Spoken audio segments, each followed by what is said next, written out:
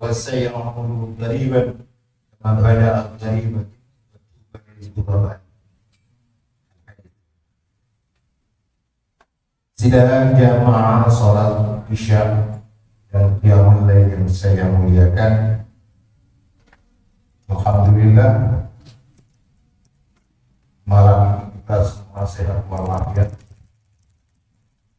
Kita juga diberikan kekuatan dan kesempatan oleh Allah Subhanahu wa Ta'ala. Kita bisa hadir bersama di rumah Allah yang mulia ini. Kita tunaikan sholat Isya pada malam hari ini dan nanti kita lanjutkan dengan qiyamul lail. Mudah-mudahan kehadiran kita ini mendapatkan ridho Allah Subhanahu wa Ta'ala. Amin. Perkenankan saya barang 15 menit memberi ngomong-ngomong ini. Saya ingin mengangkat tema Islam yang terasingkan. Ada hadis Rasulullah dalam riwayat dari Abu Hurairah tadi, saya kira cukup menarik. Hadis itu diriwayatkan oleh Imam Muslim. An Abi Hurairah qala, dari Abi Hurairah dia berkata, qala Rasulullah sallallahu alaihi wasallam, Rasulullah bersabda, bada al-Islamu ghariban. Islam itu muncul pertama kali dalam keadaan asing. Wa sayaudu ghariban, dan akan kembali di akhir zaman dalam keadaan asing sebagaimana kama bada'a, sebagaimana dia datang pertama kali. Lalu di akhir itu Rasulullah mengatakan fatuba lil ghuraba, maka beruntunglah orang-orang yang asing. Hadis ini 3 hal penting. Pertama, bahwa kita ingin memahamkan hadis ini, Islam itu muncul di awal dalam keadaan asing. Yang kata-kata Rasulullah tadi, bada al-Islamu ghariban. Dan itu saya kira memang betul, karena Islam muncul pada awalnya itu dalam keadaan asing. Kondisi Makkah saat itu, kaum kafir Quraisy itu dalam keadaan posisi mereka beriman tapi menyembah berhala. Jadi imannya Tuhannya kepada berhala. Dan sangat kuat. Bahkan terkenal, kita tahu bahwa di sekitar Ka'bah itu digantung kurang lebih 300 sekian berhala dan macam-macam kelasnya. Sehingga begitu Rasulullah Sallallahu Alaihi Wasallam datang dengan membawa prinsip Islam, yaitu tauhidullah, mengajak manusia untuk mengesahkan Allah, rupanya agak gawat. Pembesar-pembesar kafir Quraisy saat itu sangat tidak terima dengan apa yang disampaikan oleh Rasulullah. Karena ingin mengubah satu pola kehidupan, adat, kebiasaan yang sudah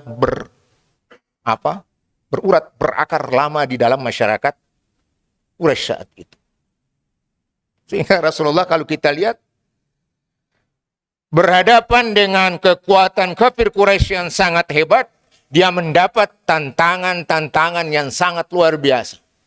Ada intimidasi, ada pemboikotan ekonomi. Ya. Siapa pengikut yang bersama Rasulullah, maka semuanya ditindas.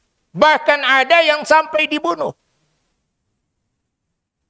Maka itu Rasulullah mengatakan, ya, bada al-Islamu ghariban. Islam itu memang datang dalam keadaan asing. Asingnya karena orang kafir Quraisy Mekah saat itu melihat kedatangan Islam dengan ajaran tauhidullah, itu sangat tidak biasa buat mereka. Jemaah yang saya muliakan, saya ingin mengatakan terjadilah tindakan kesewenang-wenangan terhadap penganut-penganut Islam atau yang mengikuti Rasulullah Sallallahu Alaihi Wasallam. Tetapi kalau kita kembali kepada sejarah, saya kira persoalan yang sama ini tidak hanya dihadapi oleh Rasulullah. Nabi-nabi yang datang sebelum Muhammad juga mengalami persoalan yang sama. Misalnya saja kalau kita baca sejarah itu kan ada Nabi Nuh ya. Nabi Nuh itu untuk menyadarkan umatnya kembali kepada Tuhan Allah Subhanahu wa taala itu butuh waktu 950 tahun. Itu pun hanya sedikit yang mau mengikuti Nabi Nuh. Kita baca bahkan anaknya sendiri Nabi Nuh itu tidak bisa dia kembali bersama ayahnya untuk melepaskan keyakinannya yang lama dan kembali kepada Tuhan Allah Subhanahu wa taala. Kita baca juga misalnya ada Nabi Musa bersama Firaun gitu ya. Berkali-kali Nabi Musa meyakinkan Firaun, Firaun juga tidak mau ambil baik. Bahkan sampai dikejar akan diselesaikan. Tapi Allah berkehendak lain. Justru Firaun yang ditenggelamkan oleh Allah Subhanahu wa taala. Lihat juga kira-kira kisah Nabi Isa gitu ya. Nabi Isa juga mengalami persoalan yang bahkan sampai terjadi bahwa mereka berusaha untuk membunuh Nabi Isa menurut keyakinan mereka, walaupun kita lihat di dalam Al-Quran, sesungguhnya mereka tidak membunuh Nabi Isa, tapi Allah mengangkat Isa itu secara keseluruhan. Jasad dan rohani sama-sama diangkat oleh Allah. Nah, itu peristiwa-peristiwa yang kita lihat. Bagaimana perjuangan-perjuangan manusia, para nabi-nabi Allah, yang kemudian mereka berjuang untuk menegakkan agama tauhid. Kedengarannya sangat asing buat orang-orang yang berada di luar Islam. Ujung-ujungnya saya ingin menyampaikan bahwa dalam sejarah kita lihat banyak penjelasan ketika Rasulullah melihat suasana masyarakat kafir Quraisy Mekah saat itu, Rasulullah agak bersedih. Tapi Allah selalu menghibur itu ya. Misalnya kalau kita lihat surat Yunus ayat 65 itu, Allah mengatakan wala yahzunka qauluhum innal izzata lillahi jami'a was-sami'ul alim. Artinya jangan kamu sedih oleh perkataan mereka, sesungguhnya kekuasaan itu seluruhnya adalah milik Allah. Dialah yang maha mendengar lagi, maha mengetahui. Mereka mengecam Anda, bahkan menghina Anda, menjelek-jelekan Anda, kata Allah untuk dalam ayat ini. Memberikan ketenangan kepada Rasulullah. Nah, lalu yang kedua, poin yang harus kita catat dari hadis ini adalah wa sayaudu gariban kama bada'a. Artinya bahwa pada akhir zaman nanti Islam itu akan kembali juga asing sebagaimana datang pertama kali. Barangkali kalau kita berani saja, apakah akhir zaman itu sudah tanda-tandanya sudah mulai dengan sekarang ini. Dalam beberapa kajian kita lihat bahwa ada orang-orang yang merasa asing terhadap Islam pada akhir-akhir ini dan selalu akan berupaya menghalangi siapapun juga yang ingin memperjuangkan Islam dengan benar.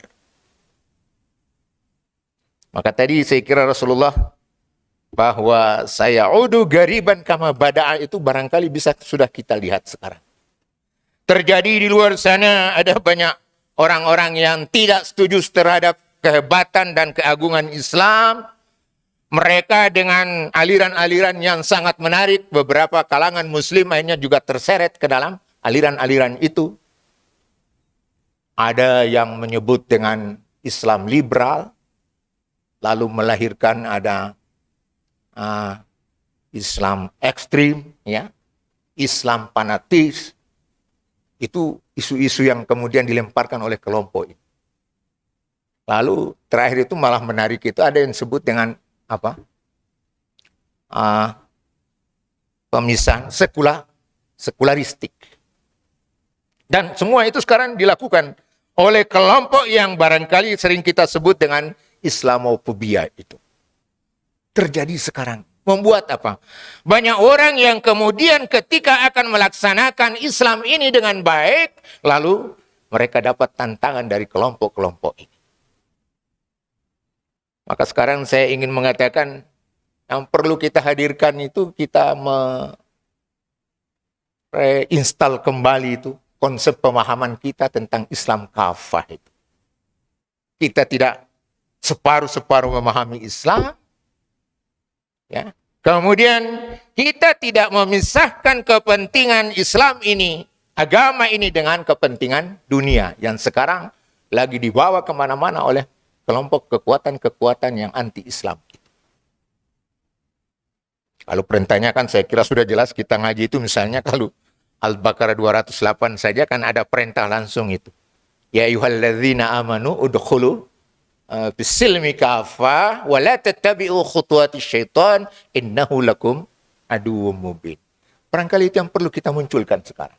Nah, jemaah yang saya muliakan, sedikit lagi bagian terakhir daripada hadis tadi Rasulullah mengatakan fatuba lil ghuraba. Ini sangat menarik. Maksudnya bahwa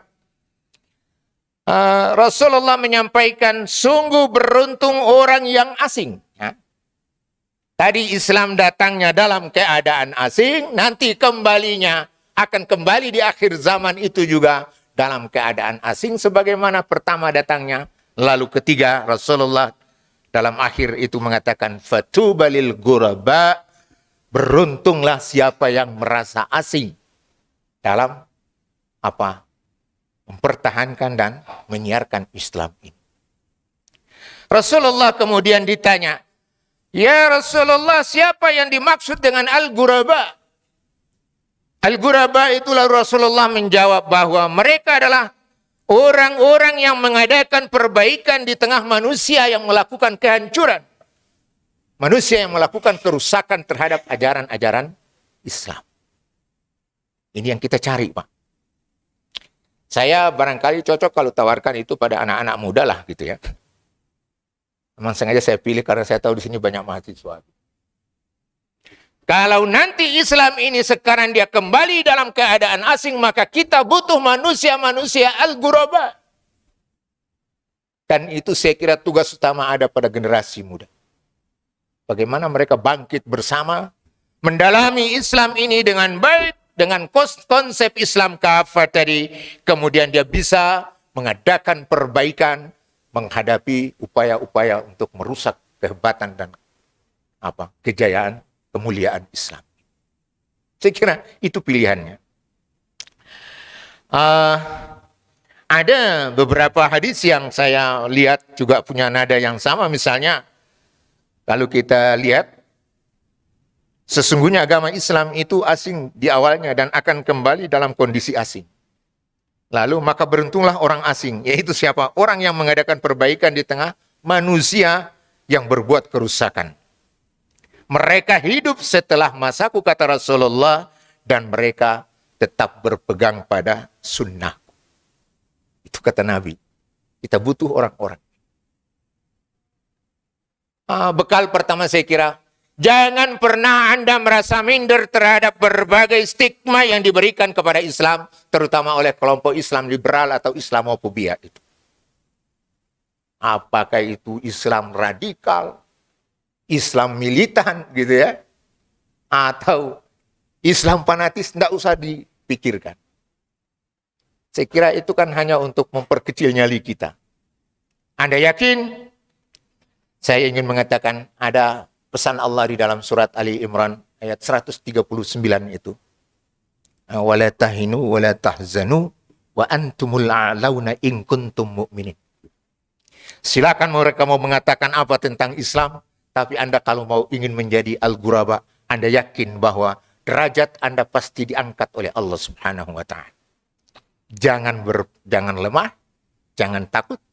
Wa antumul a'launa, kalian akan mendapatkan derajat yang tinggi di sisi Allah Subhanahu wa ta'ala. In kuntum mu'minin, jika kalian itu beriman dengan benar. Yang kedua, berbanggalah dengan pujian Allah bahwa apapun yang dianggap tentang Islam, berbagai stigma negatif tadi, tetap yakin bahwa kita adalah umat terbaik. Ada pesan Allah surat Ali Imran ayat 110. Kuntum khaira ummatin ukhrijat linnas ta'muruna bil ma'ruf wa tanhauna 'anil munkar. Kalian umat terbaik. Dilahirkan oleh Allah dengan misi membawa manusia kepada kebaikan dan mencegah berbagai kemungkaran. Catatan terakhir dari berbagai hadis saya baca, tetap Rasulullah mengatakan, manusia-manusia yang disebut al-ghuraba ini hanya sedikit saja di antara sekian banyak. Mudah-mudahan kita terpilih untuk menjadi manusia yang disebut dengan al-ghuraba itu. Itulah yang ingin saya sampaikan pada kesempatan yang singkat ini. Mudah-mudahan ngomong-ngomong yang singkat ini bisa memberikan sesuatu yang bermanfaat bagi saya dan jamaah semuanya. Wabillahi taufiq wal hidayah. Wassalamualaikum warahmatullahi wabarakatuh.